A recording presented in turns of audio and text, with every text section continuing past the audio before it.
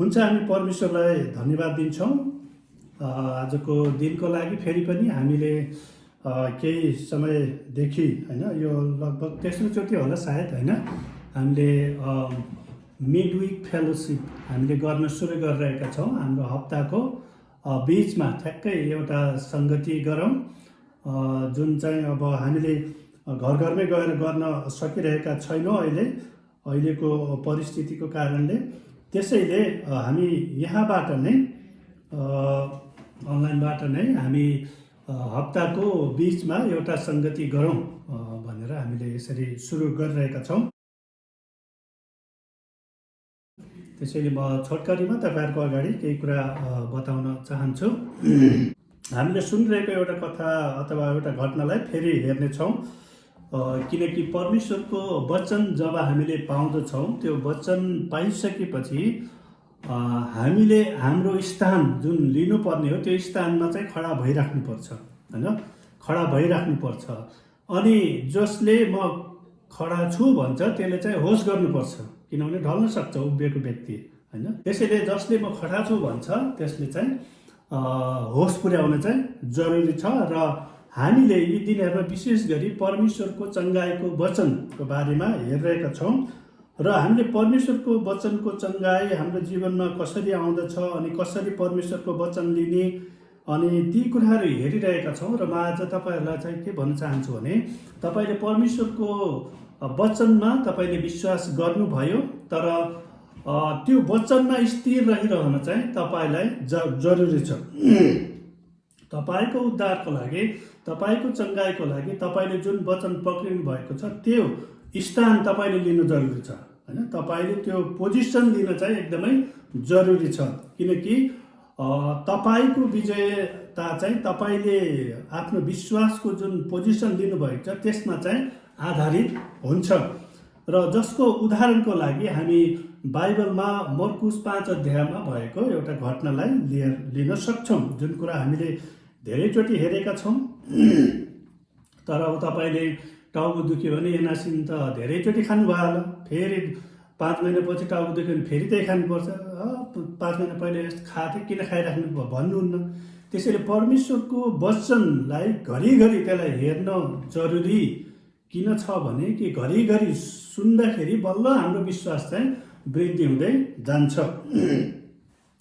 र यहाँनिर तपाईँले मर्कुसको पुस्तक 5 अध्यायमा तपाईँले 24 अथवा 25देखि हेर्नुभयो भने एकजना स्त्रीको बारेमा चाहिँ बताएको छ होइन। त्यो स्त्री कस्तो थियो त, 12 वर्षदेखि रगत बग्ने रोग भएकी एउटी स्त्री। 12 वर्ष भनेपछि अब यसलाई कसरी लिनुहुन्छ तपाईँले होइन। 2-4 दिन ज्वरो आउँदाखेरि होइन, अहिले प्रायः जस्तो सबैले अनुभव गरेका छन्, 2-4 दिन ज्वरो आउँदाखेरि एकदमै यो भाइरसले समाउँदाखेरि कति गाह्रो हुन्छ। न बोल्ने मन लाग्छ, न खाने मन लाग्छ, न कुनै ठाउँमा घुम्ने मन लाग्छ, कति गाह्रो हुन्छ। यो जीवन यस्तै हो कि होइन, निराशातिर पनि मान्छे जान सक्छ, धेरै कुराहरू अब ठिक हुन्न कि भन्नेतिर पनि जान सक्छ। तर यहाँनिर यो स्त्रीलाई तपाईँले हेर्नुभयो भने, कल्पना गर्नु भने यसलाई त 12 वर्षसम्म होइन उसलाई चाहिँ रगत बग्ने रोगले सताएको थियो, 12 वर्षसम्म। र यो 12 वर्षसम्म रगत बग्ने रोग अनि जसको उपचारको लागि उसले धेरै प्रयास गरेको छ, यहाँ 26 पदमा लेखेको छ, त्यसले धेरै वैद्यहरूका हातबाट अनेक कष्ट पाएर आफूसँग भएका सारा धन सम्पत्ति खर्च गरेर पनि निको नभई बरु झन्झन खराब हालतमा पुगेकी थिइन्। उसले प्रयास नगरेको होइन निको हुनको लागि, धेरै प्रयास गर्यो, उसका आफन्तीहरूले पनि गरे होला। तर अब 12 वर्षसम्म त पछि सबैले छोडी पनि दिन्छन् होइन, केही समयपछि यस्तै हो होइन। कतिचोटि त मान्छेहरूले अब यस्तै हुनुभन्दा बरु चाँडै गए हुन्थ्यो भन्नेहरू पनि हुन्छन् होइन। कतिजना चाहिँ अन्तिमसम्मै आशा गर्नेहरू हुन्छन्, प्रार्थना गर्नेहरू हुन्छन्, उत्साह दिने हुन्छन्, कतिजना त्यस्तो पनि हुन्छन्। त्यसैले यो बिचमा चाहिँ हामीले चाहिँ आफ्नो विश्वासको स्थानलाई चाहिँ थाम्नु जरुरी छ, हामीले थाम्नु चाहिँ जरुरी छ। अनि यो स्त्रीको बारेमा हामीले हेऱ्यो भने उसको रोग कसरी निको भयो त, योबाट चाहिँ हामीले सिक्न जरुरी छ होइन। विभिन्न व्यक्तिको उदाहरणबाट हामीले केही कुराहरू सिक्छौँ। त्यसरी यो स्त्रीको उदाहरण होइन, 12 वर्षसम्म रगत बग्ने रोगबाट चाहिँ निको भयो। कसरी भयो त, त्यसैले यो स्त्रीबाट चाहिँ हामीले धेरै कुरा सिक्न जरुरी छ। जब यो स्त्रीको बारेमा चाहिँ हामीले हेर्दै गऱ्यो भने चाहिँ उसले अपनाएको, उसले के गर्यो होइन। कतिचोटि हुन्छ नि कुनै व्यक्ति ज्वरो आयो भने, कुनै बिमारबाट निको भयो भने अरूहरूले सोध्छन् नि त्यसपछि, त्यसो भए अनि तपाईँले के खानु भएको थियो, के गर्नुभएको थियो, कस्तो गर्नुभएको थियो भनेर सोध्छन् नि मान्छेहरूले होइन। त्यस्तै प्रकारले यो स्त्रीबाट चाहिँ हामीले केही कुरा सिक्न जरुरी छ। उसले के गर्यो त होइन, बाइबलमा छ भनेर एउटा कथाको रूपमा होइन, तर परमेश्वरले यो राख्नुको एउटा उद्देश्य छ। पवित्र आत्मा आफैले यो घटनालाई चाहिँ यहाँ राख्नु भएको छ ताकि तपाईँ र मलाई चाहिँ यसबाट चाहिँ परमेश्वरबाट पाउने कुरा प्राप्त गर्न चाहिँ हामी सकौँ। त्यसैले यो कुरालाई चाहिँ हामी हेरौँ र उनले चाहिँ यहाँनिर कदम उठाएको कुराहरू यहाँ हामी देख्छौँ कि उनले पहिलो कुरा चाहिँ उनले चाहिँ के भनेको छन् प्रभु यीशुको बारेमा सुनेर उनले चाहिँ भनिन्, के भनेको छ कि यदि मैले येशूलाई छोएँ भने म निको हुनेछु। उनले आफै भनेको छ घरिघरि होइन, यदि मैले येशूलाई छोएँ भने, उहाँको वस्त्र छोएँ भने म चाहिँ निको हुनेछु। अनि त्यहाँनिर उनले चाहिँ निरन्तर भनिरहेको कुराहरू चाहिँ एम्प्लिफाइड बाइबलमा भनेको केप सेइङ भनेको घरिघरि भनिराखेको छ। एकचोटि भन्यो चुपचाप लागेको होइन। हामीले चाहिँ परमेश्वरले निको बनाउनुहुन्छ, परमेश्वर चङ्गाइ दिनुहुन्छ भनेर एकचोटि भनेर होइन, उनले चाहिँ निरन्तर यदि मैले उहाँको वस्त्र छुन पाएँ भने म निको हुनेछु। यदि मैले उहाँको वस्त्र छुन पाएँ भने अहिले 12 वर्षसम्म जुन दुःख कष्ट मैले पाएँ, जुन पीडा मैले पाएँ, त्योबाट चाहिँ म पूर्ण रूपले निको हुनेछु। त्यो उसले इमेजिन गरेको छ।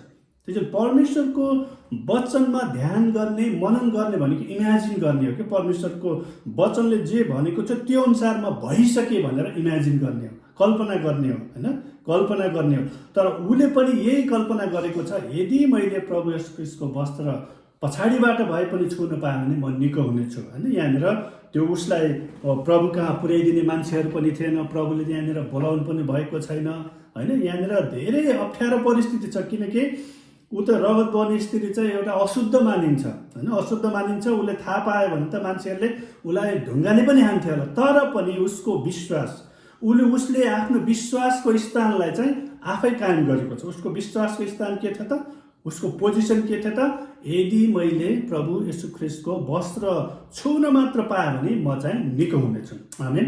त्यसैले यो कुरालाई चाहिँ उसले आफै, अरूले सिकाएको छैन तैँले यस्तो भन् अनि निको हुन्छ, यस्तो भन्, तर उसले आफै। त्यसैले हाम्रो विश्वासले हामीलाई निको बनाउँछ। तपाईँको विश्वासले तपाईँले निको पार्दछ होइन। त्यसैले यहाँनिर उनले के भन्छ, निरन्तर त्यो भनिरहेका छन्, निरन्तर उनले भनिरहेका छन्। अनि उनले त्यो भनेको मात्र छैन होइन, भनेर मात्र हुँदैन। कतिचोटि प्रभु येशू ख्रीष्टले चङ्गाइ दिनुहुन्छ, परमेश्वरको वचनमा चङ्गाइ छ भनेर मात्र हुँदैन, तर त्यो काम गर्नु पनि पर्छ। उनले त्यहाँनिर बसेर, घरमै बसेर प्रभु येशू ख्रीष्टको वस्त्र मात्र मैले छुन पाएँ निको हुन्छु भनेर भनेन। त्यो भिडमा त्यहाँनिर एक ठाउँमा उभिराखेर अनि मैले प्रभु येशूको वस्त्र छुन पाएँ निको हुन्छु त्यति मात्र भन्नु, तर उनले त्यो काम गरेको छ।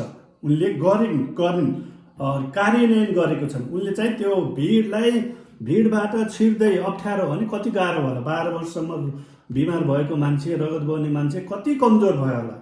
उसले सुई हिँड्न पनि गाह्रो छ नि त उसलाई त होइन, सुई हिँड्न पनि गाह्रो छ, तर पनि ऊ हिँड्दै गएको छ, उसले कार्यान्वयन गरेको छ आफूले। त्यसैले हामीले जे कुरा विश्वास गर्छौँ त्यो विश्वास गरेर मात्र पुग्दैन, तर विश्वास गरे अनुसार हामीले काम गर्न सुरु गर्नुपर्छ। अनि काम गर्ने स्टेप हामीले चाल्न चाहिँ जरुरी छ। हामीले त्यो स्थानमा म जान्छु, त्यो प्रभुको वस्त्र छुन्छु भनेर उसले भनेको छ। अनि त्यो छुनको लागि त्यही बसेको छ। छुनको लागि त अब जानु पर्यो, हिँड्नु पर्यो, भिड छ, गाह्रो छ, सिधै जानु पाउँदैन। मलाई यस्तो रोग लाग्छ, मलाई पुर्याइदेऊ, मेरो विश्वास यस्तो छ भनेर भन्न पनि उसले पाएको छैन। किनभने त्यो भन्यो भने फेरि उसलाई त्यहाँ प्रभुलाई छुन पनि दिन्नन् होइन, रगत बग्ने स्त्री भएको नाम। त्यसैले उसले कार्यान्वयन गरेको छ। ऊ चाहिँ त्यहाँबाट हिँडेको छ, गएको छ। अनि त्यसपछि जब उसले पछाडिबाट प्रभुको वस्त्र छुयो, त्यसपछि उसले के गरेको छ, शक्ति प्राप्त गरेको छ। छोएपछि त्यतिकै होइन, उसले प्राप्त गरेको छ होइन।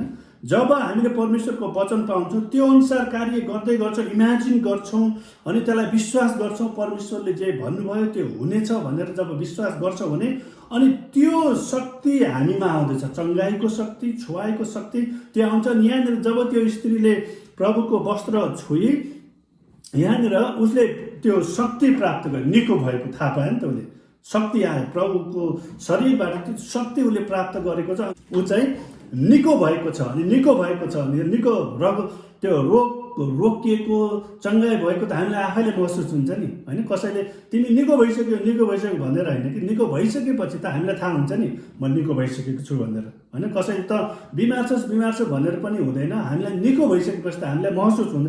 त्यसरी नै जब उसले छुए त्यो चाहिँ महसुस गरेको छ, उसले महसुस गरेको छ। अनि त्यसपछि यहाँनिर किनकि त्यसले मनमनै भने मैले उहाँको वस्त्र मात्र छोएँ भने म निको हुनेछु। अनि त्यसपछि उसले छोएको छ। अनि प्रभुले के भन्नु, कसले मलाई छोयो भने, यहाँनिर हामीले विचार गर्नुपर्ने कुरा, होइन? कसले मलाई छोयो, जबकि प्रभु येशू ख्रीष्टको चारैतिर चाहिँ भिड छ, सबैले छोइरहेको छ, चेलाहरूले पनि छोइरहेको छ, अरूहरूले पनि छोइरहेको छन्, होइन? सबैले छोइरहेको छ। तर प्रभुले कसले मलाई छोयो किन भन्नुभयो, होइन? यहाँनिर उसको छुवाई, किनकि उसले विश्वास चाहिँ छोएको, उसले त मनमनै घरिघरि भनिरहेको थियो यदि मैले प्रभुको वस्त्र छोयो भने म निको हुनेछु, यदि मैले प्रभुको वस्त्र छोयो भने निको हुनेछु भनिरहेको छ। अनि त्यो भन्दै जब उसले छुन्छ वास्तवमै ऊ निको हुन्छ। अनि उसको विश्वासको कारणले प्रभुबाटको शक्तिलाई उसले प्राप्त गरेको छ। अनि प्रभुले पनि त्यो महसुस गर्नुभएको छ, मबाट शक्ति गएको, उहाँबाट शक्ति गएको उहाँले महसुस गर्नुभएको छ। अनि उहाँले भन्नु कसले मलाई छोयो, एउटा बाइबलले भनेको छ कि उहाँले चाहिँ भिडमा चाहिँ मान्छेको अनुहार हेर्दै हुनुहुन्थ्यो, अनुहारको स्टडी गर्दै हुनुहुन्थ्यो। किनकि जब कुनै व्यक्तिले चङ्गाई पाउँछ भने त्यसको अनुहारमा देखिन्छ, होइन? अनुहारमा उसले प्रभुले त्यो अनुहार हेर्दै हुनुहुन्थ्यो। अनि त्यसपछि उसले के भनेको छ, अनि चेलाहरूले चाहिँ तपाईँले चाहिँ कसले छोयो भन्नुहुन्छ, यहाँ भिडले ठेला गरेको छ अनि भन्नुहुन्छ, तर प्रभुले यहाँनिर भन्नुभएको छ मबाट चाहिँ शक्ति गएको छ। अनि कसले मलाई छोयो भनेर तपाईँले भन्नुहुन्छ, उहाँलाई छुने को हो भने उहाँले चारैतिर हेर्नुभयो, होइन? हाम्रो नेपाली बाइबलमा एकदम हेर्नुभयो, अनि इङ्ग्लिस बाइबलमा चाहिँ एउटा एम्प्लिफाइड बाइबलमा चाहिँ के लेखेको छ भने उहाँले मानिसहरूको फेस स्टडी गर्न थाल्नुभयो, होइन? Face study. त्यसैले चङ्गाई आउने कुरा कतिचोटि हामीले वचन सुन्दाखेरि एकदमै हो मेरो जीवनमा यो हुन्छ भनेर जुन प्रकारले हेर्छौँ त्यो अनुसारले हाम्रो जीवनमा काम गर्छ कि। अनि यो ठिकै छ भइराखोस् भनेर त्यसले वचनले काम गर्दैन। वचनमा त शक्ति छ, तर त्यसलाई हामीले कसरी लिन्छौँ, होइन? त्यसैले प्रभुले त्यो शरीर मानिसहरूको अनुहार चाहिँ हेर्न थाल्नुभयो। अनि त्यसपछि तब आफूलाई जे भएको थियो सो थाहा पाएर त्यो स्त्री डरले कामदै आएर येशूको अघि घोप्टो परेर उहाँलाई सबै कुरा भनिदिए। यहाँनिर हामीले के देख्छौँ, चौथो कुरा चाहिँ उसले सबै कुरा भनिदिए। पहिलो कुरा उसले के गरेको छ भनेको छ कि मैले यदि प्रभुको वस्त्र छुन पाएँ भने म निको हुनेछु। अनि दोस्रो कुरा उसले त्यो भनेअनुसार कार्य गरेको छ, हिँडेको छ त्यहाँबाट। त्यसपछि उसले तेस्रो कुरा चाहिँ प्रभुबाटको त्यो शक्ति पाएको छ, निको भएको महसुस गरेको छ। त्यसपछि प्रभुले सोद्धाखेरि उसले आफूलाई भएको कुरा सबै बताएको छ, होइन? तपाईँ र मैले जब यदि परमेश्वरबाटको चङ्गाई प्राप्त गर्छौँ भने त्यो बताउनु पनि पर्छ, होइन? बताउनु पर्छ। किनकि जब हामी बताउँछौँ त्यसले अझै हामीलाई प्रमाणित गर्छ कि हामी चाहिँ पूर्ण रूपले निको भएको छौँ, परमेश्वरको वचनले मेरो जीवनमा काम गरेको छ भने भन्ने कुराको चाहिँ प्रमाण हो त्यो। त्यसैले रेभोल्युसनको पुस्तकमा, प्रकाशको पुस्तकमा त्यहाँ भनेको छ उनीहरू चाहिँ आफ्नो गवाही र थुमाको रगतद्वारा त्यसमाथि विजय भयो भनेको छ नि, गवाही। त्यसैले यहाँनिर त्यो स्त्रीले चाहिँ आफूलाई जे भयो सबै भन्दै, उसले यदि शङ्का गरेको भए मैले नसोधिकन प्रभुलाई छोएँ, म चाहिँ अशुद्ध रगत बहने स्त्री हो, मैले छोएँ, यदि मैले महु भनिदिएँ भने त फेरि चङ्गाई जाने हो कि भनेर त्यसले शङ्का गरेको छैन। उसले चाहिँ पूर्ण रूपले के भनेको छ त, जो प्रभु मैले तपाईँलाई छोएको भनेर सबै कुरा उसले सत्य कुरा भनिदिए भनेको। सत्य कुरा, वास्तविक कुनै झुट बोलेको छैन, उसले लुकाएको छैन, होइन? अनि उसले के भन्यो, सत्य कुरा बताए। तब उहाँले त्यसलाई भन्नुभयो, ए छोरी तिम्रो विश्वासले तिमीलाई निको पारेको छ, शान्ति साथ जाऊ, तिम्रो रोग निको होस्, होइन? सत्य कुरा जब हामी गर्दछौँ भने त्यसले चाहिँ मान्छेको जीवनमा चाहिँ चङ्गाई ल्याउँछ, छुटकारा ल्याउँदछ, होइन? सत्यले तिमीहरूलाई स्वतन्त्र गर्नेछ भनेको छ नि। त्यो स्त्रीले सत्य कुरा भनेको हुनाले अनि प्रभुले के भन्नु, ए छोरी तिम्रो विश्वासले तिमीलाई निको पारेको छ। ए छोरी भन्नुभएको छ है, ए रगत बहने स्त्री, ए फलानु ठाउँको, ए फलानु भनेर त्यो प्रकारले भन्नुभएको छैन, ए नारी पनि भन्नुभएको छैन, तर के भन्नुभयो, ए छोरी, होइन? प्रेम गरेर। किनभने उस परमेश्वर चाहिँ खुसी हुने कुरा भनेको विश्वाससँग हो, होइन? सेन्चुरियनको त्यो कप्तानको विश्वास देखेर उहाँ अचम्म पर्नु खुसी हुनुभएको छ। यो स्त्रीको विश्वास देखेर खुसी हुनुभएको छ। प्रभु खुसी हुने, हामीले प्रभु तपाईँ खुसी हुनुभएको होस् भन्छौँ नि, त्यो वास्तवमा हाम्रो विश्वासलाई देखेर उहाँ खुसी हुनुहुन्छ।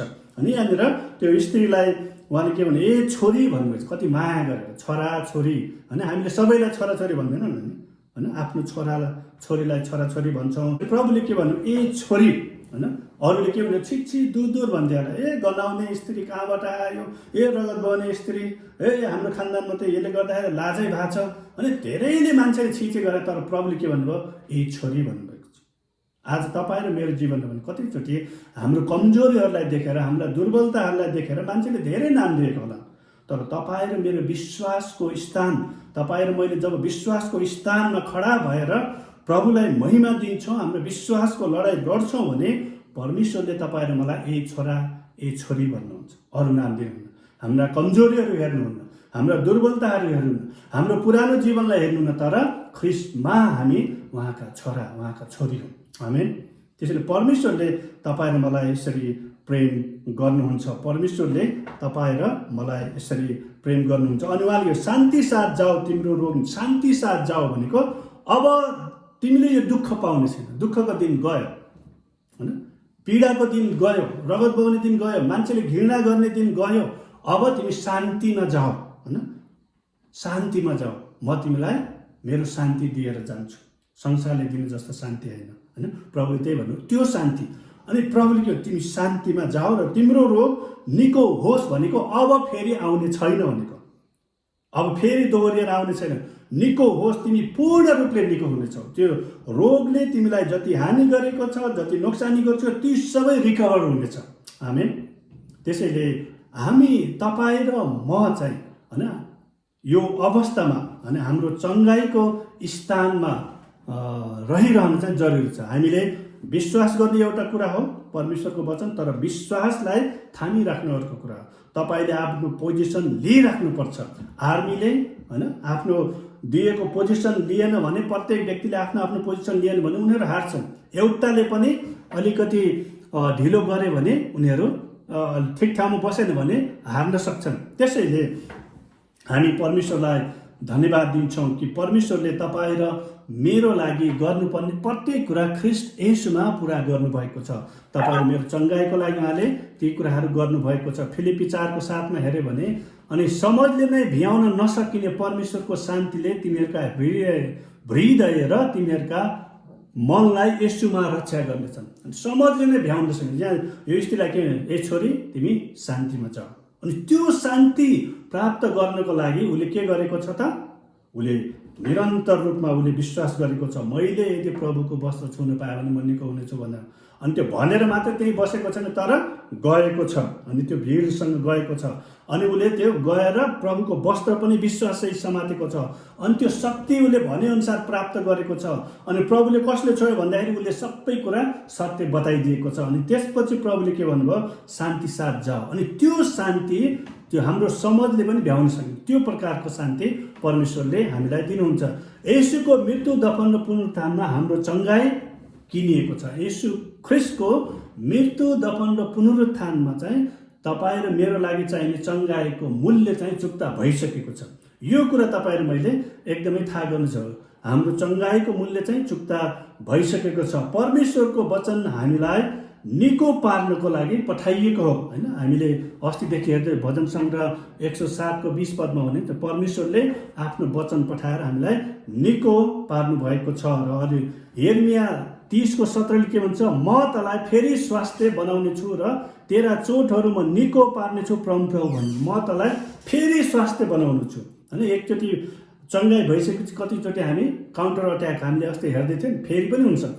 तर जब हामी परमेश्वरका जान्छौँ उहाँले फेरि हामीलाई चङ्गाई दिनुहुन्छ, फेरि हामीलाई चङ्गाई दिनुहुन्छ। अनि तेस्रो यूहन्नाको 1:2मा यहाँ लेख्यो, म प्रार्थना गर्दछु कि सबै कुरामा तिम्रो भलो होस् र तिम्रो स्वास्थ्य ठिक रहोस् होइन। परमेश्वरले तपाईँ र मेरो लागि गर्नुपर्ने प्रत्येक कुरा ख्रिस्ट येशूमा पुरा गरिसक्नु भएको छ। हाम्रो चङ्गाईको मूल्य उहाँले चुक्ता गरिसक्नु भएको छ। त्यसैले तपाईँ र म होइन आफ्नो पोजिसनमा चाहिँ स्थिर हुन चाहिँ जरुरी छ। तपाईँले के विश्वास गर्नुहुन्छ? यदि तपाईँको विश्वास दोधारको छ भने परमेश्वरको वचनलाई घरिघरि सुन्नुहोस्। त्यसले चाहिँ हाम्रो विश्वासलाई वृद्धि गराइदिन्छ होइन। कतिचोटि हामीलाई पढ्न गाह्रो होला होइन। मलाई चाहिँ अब अस्ति मलाई पनि ज्वरो आयो के भयो, यहाँनिर पानी निल्न पनि गाह्रो भएको थियो, पढ्न पनि गाह्रो भएको थियो होइन। अब पढ्न गाह्रो भयो, प्रभु म निको भयो भने त तपाईँको वचन पढ्थेँ, तपाईँको वचन सुन्थेँ भनेर त्यो कल्पना गरेर काम छैन होइन। मलाई पढ्न गाह्रो भएको थियो तर म सुन्न सक्थेँ होइन। मैले बिहानदेखि साँझसम्म परमेश्वरको वचन सुनिरहेको थिएँ होइन। इन्टरनेटको के फाइदा उठाउनु पऱ्यो नि। युट्युबमा जति पनि वचनहरू छ होइन, सुनिरहेको थिएँ। म निदाएर आउँछ सुनिरहेको थिएँ अनि बिहानदेखि साँझ नसुतेसम्म निन्द्रा खोल्ने बित्तिकै फेरि सुन्थेँ। किनभने विश्वास सुनाइद्वारा हुन्छ होइन। हामीलाई ज्वरो बिरामी भएको बेला जसलाई पनि नकारात्मक कुराहरू नआउने आउन थाल्छ, तर परमेश्वरको वचन जब सुन्दै गर्छ त्यो नकारात्मक कुराहरूमाथि हामी विजय हुन्छ। किनभने परमेश्वरको वचनले हामीलाई ती सबै कुराहरूमाथि विजय दिन्छ। किनकि उहाँले हामीलाई डरको आत्मा दिनुभएको छैन तर प्रेम, आनन्द, शान्तिको आत्मा दिनुभएको छ। आमेन। त्यसैले उहाँको वचन हामीले घरिघरि दोहोऱ्याइराख्न चाहिँ एकदमै जरुरी छ। हुन्छ, म परमेश्वरलाई धन्यवाद दिन्छु र तपाईँहरूलाई यही कुरा भन्न चाहन्छु कि तपाईँले जुन कुरामाथि विश्वास गर्नुहुन्छ त्यसमा तपाईँले आफ्नो स्थान, आफ्नो पोजिसनलाई चाहिँ नछोड्नुहोस्। त्यसमा स्थिर रहिरहनु, आफ्नो विश्वासको स्थानलाई चाहिँ नछोड्नुहोस्। विश्वासको उत्तम लडाइँ लडिरहनुहोस् र विजय हाम्रो हो।